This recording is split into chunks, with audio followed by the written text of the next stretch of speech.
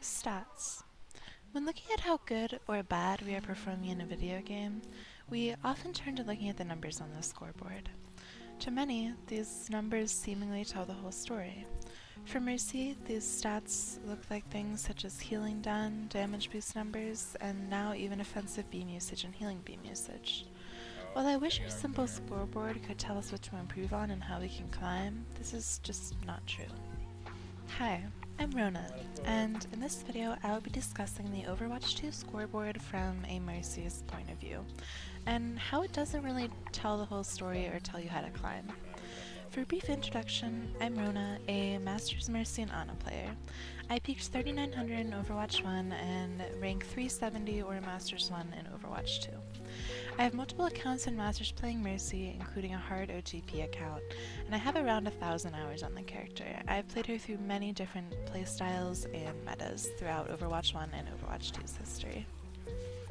As new players pick up Overwatch for the first time with the game going free-to-play, I consistently see people discussing their stats online.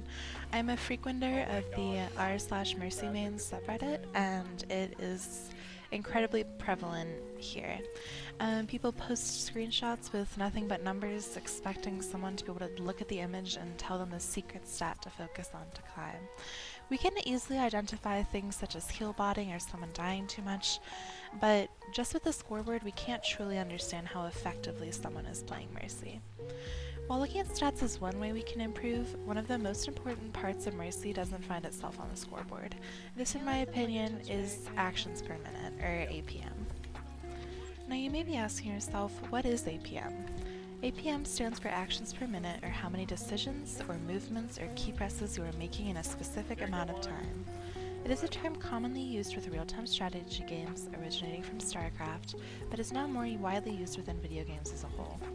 When one has more actions per minute, they are often being more effective in doing more than someone with less. I think this is an important stat to consider on Mercy, as she benefits the most from doing the most. Why is this? Well, when we look at Mercy at her core, Mercy is a game sense and movement-based character with a low amount of playmaking potential, specifically when used solo queue. She does not possess the utility that other support heroes have, such as anti-need from Ana or immortality from Baptiste and Kiriko. Because of this lack of utility, she is not often cited as a character with solo carry potential, and I think this is a correct way to describe Mercy. A good Mercy must have the skills and game knowledge to be aware of everything occurring at once, because this is where her ability to make an impact on the game occurs. The more a Mercy player is doing, whether this is ult tracking, identifying flankers, going between blue beam targets, focusing on a critical tank, etc., the better chances they have of climbing. This might not make very much sense, but let's think of an example of how stats can be deceiving and identify who is getting more value. Let's think of two Mercies with similar stats, 60% offensive beam usage and 40% healing beam usage. Mercy A has spent her game pocketing her Ashe, occasionally topping off her tank or Ana when low, but her team has been getting wiped by Grav and her Ana keeps dying to flankers.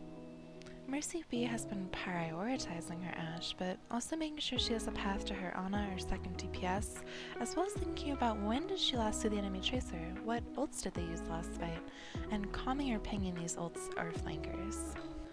Despite these Mercies hypothetically having those same stats, which one of these is giving more value to their team? Is it Mercy A or Mercy B? This example can help us understand why APM is important. While Mercy A is doing what many say Mercy should do, being a damage boost pocket healer, she is not getting the full value out of Mercy's kit and what Mercy can really do. She has a lower APM than Mercy B, who is doing all of these different things while also thinking about ults and flankers and moving around. So Mercy B is inherently getting more value out of picking the character. So after talking about what APM is and giving an example of Mercies with two different APMs and how they are impacting their team, let's talk about how you can increase your APM and thus get more value out of the character pick of Mercy. There's two main things, two easy things that I think if you start doing automatically make you a better Mercy player. Number one is moving around and number two is looking around. Let's talk about moving around first.